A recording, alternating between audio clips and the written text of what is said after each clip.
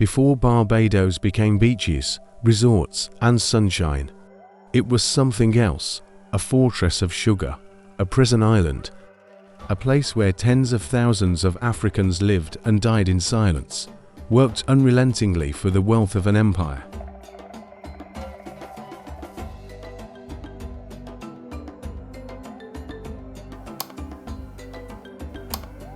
But in that silence, in the shadows of cane fields that stretched endlessly beneath the Caribbean heat, one man rose and dared to speak the word forbidden across the island: freedom.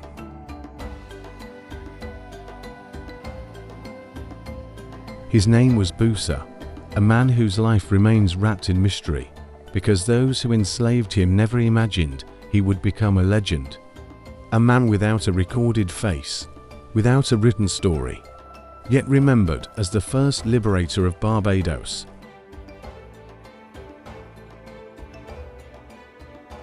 Let the story unfold. The island of Barbados in the early 1800s was one of Britain's richest colonies, powered by sugar plantations and the suffering of enslaved Africans. The plantations were ruled with brutal discipline. No one walked freely. No one spoke freely. No one dreamed freely. Punishment was the language that controlled the island, and pain was a tool used with precision. But among the enslaved people, spoken in whispers, was a name. A man of courage, a man with an unshakable presence. A man who moved with the authority of someone born to lead: BUSSA. He worked as a ranger on the Bailey's plantation, a position that gave him rare mobility between estates. To the plantation owners he appeared dutiful. To the enslaved workers he became a voice. Wherever he walked through cane fields, storehouses, or small villages, people listened. Those who remembered him described him as tall, strong, with dark commanding eyes, a proud bearing, and a calm confidence that radiated through any room. He had the ability to speak softly yet stir the heart. When he lifted his head to talk about justice or dignity, the people around him felt something rise within them, something dangerous, something forbidden, something unstoppable.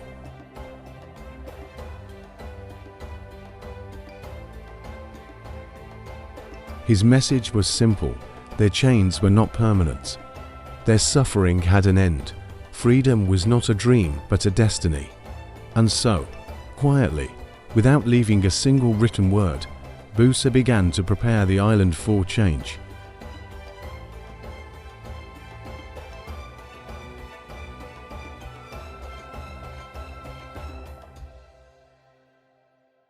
For years, enslaved Africans in Barbados heard rumors from across the Caribbean, rumors that Britain might soon end slavery.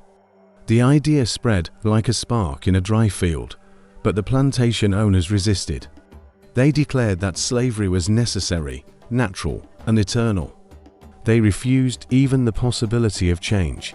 This denial ignited a fire inside BUSSA.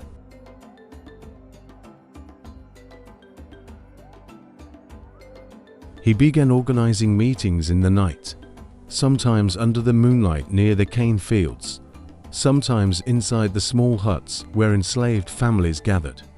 These meetings were filled with whispers, prayers, and plans. BUSSA did not seek chaos. He sought liberation with strategy.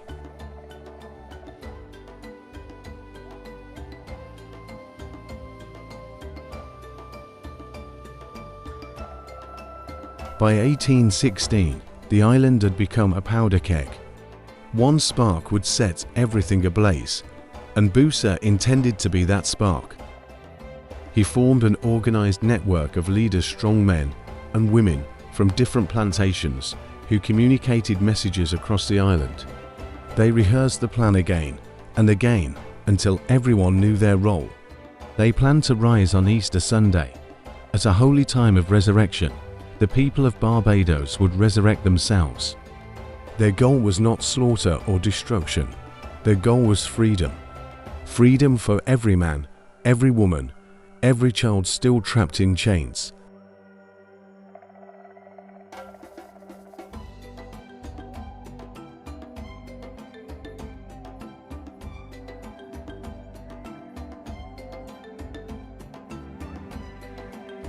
On the night the rebellion began, the air felt different, still, heavy, expectant. The moon glowed above the cane fields. The wind moved through the sugar stalks, like whispers of ancestors urging their children forward.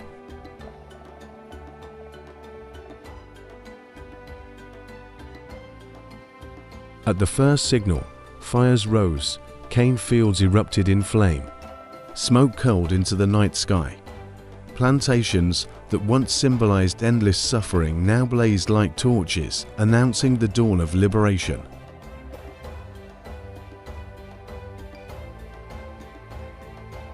BUSSA moved among the rebels with commanding presence. He spoke to them not as property, but as warriors, not as victims, but as a nation rising. He told them, "No chains can hold the spirit of a people determined to be free." The rebellion spread across more than half the island. Plantations burned, owners fled. The enslaved population, once silent, now moved with purpose and unity. But Barbados was heavily fortified. The British responded with precision and brutality. Regiments, cavalry, and militia units marched to crush the uprising.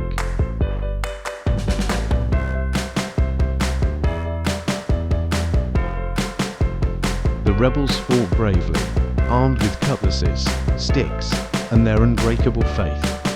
The British soldiers, armed with muskets and cannons, moved with deadly force. In one of the decisive confrontations, BUSSA faced his final stand. He fought with the courage of a man who knew he was not fighting only for himself, but 4 generations on board. Some said he moved like a warrior from old Africa. Others said he fought with the strength of 10 men. But no strength was enough against the Empire's guns.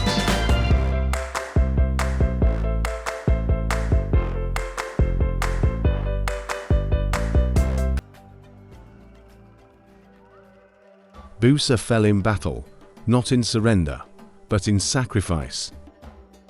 His body was taken, but his spirit spread across the island like a storm. Even after his death, the rebellion continued. Hundreds joined, many were captured, many were executed. But the world could no longer ignore what had happened in Barbados.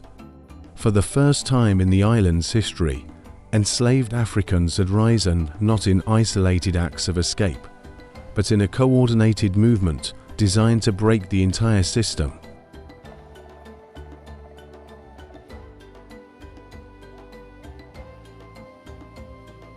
The rebellion failed militarily, but succeeded historically. Within 2 decades, slavery across the British Empire collapsed, and in 1834, freedom became law. BUSSA did not live to see that day, but without men like him, without the rebellion he sparked, the British Parliament might never have been forced to abolish slavery.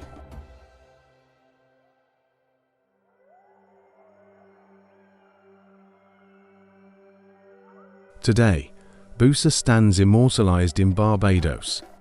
A towering bronze statue, muscles tense, arms raised, chains exploding into the air, symbolizes the moment his people broke free. He has no known birth record, no recorded portrait, no diaries, no letters. Yet he lives in the memory of a nation. Because true heroes do not need pages to be remembered. They write their legacy in the hearts of their people.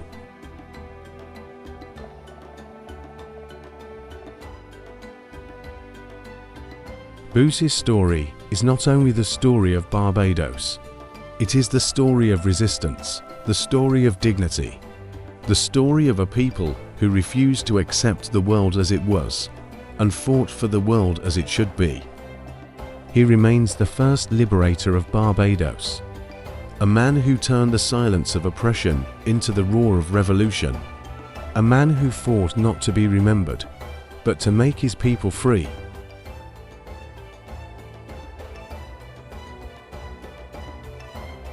That is the legacy of BUSSA, the man who struck the first blow for freedom, the man whose spirit still rises with the Caribbean sun, the man who proved that even chains can break before the will of the human soul. Hit the subscribe button, For more Black Legends video,